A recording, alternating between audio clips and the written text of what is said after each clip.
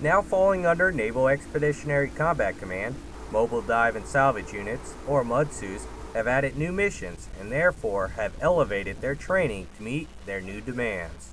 The individual mobile detachments are very capable of forward deploying and carrying the mission overseas on board ships and sustaining themselves for months at a time. MUDSU 2 brought their training to the U.S. Naval Academy and other local ports to carry out a training regiment to prepare for hurricane season after learning from the destruction of last year's Katrina. We were deployed down there to do humanitarian efforts, so the exercise was to get very intimate with the local authorities and the populace in the area that we would have to draw from in such an emergency. How do you feel, Wade? In the event of a natural disaster, MUDSU 2 would have to deploy dive teams into a foreign area, be able to be independent in the field, and also carry out their mission. This is all part of their training that has brought them north from Little Creek, Virginia.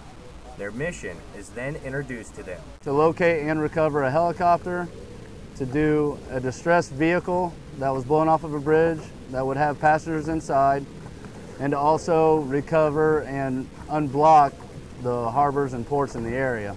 According to the divers, their training helps prepare them Probably maybe less than a foot of visibility, so you can't see what you're doing.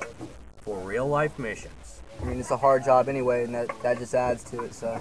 I got a diver surface, 60-minute bottom time, 12 feet, 7 minutes into his clean time, has numbness, his entire left arm. The training also includes uncertainties and injuries. Give me this. And so what we're trying to see in exercise is how fast and how well we can respond as a unit to casualties, to diving-related casualties and to non-diving related casualties. I am en route to Hospital Point with patient on 02, over. Once back ashore with the diving casualty and met by local law enforcement, the emergency responders go to work on the patient as they await the arrival of Coast Guard search and rescue. Okay, feel normal? This is where the dive team fully understands why they train. The hearts get pumping, adrenaline gets going, and you really find out what your training is giving you.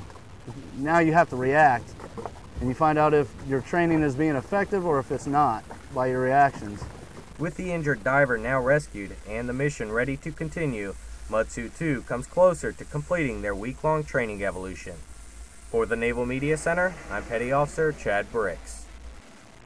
Here's Petty Officer Chris Robinson in California. USS Ronald Reagan recently completed its first Westpac deployment.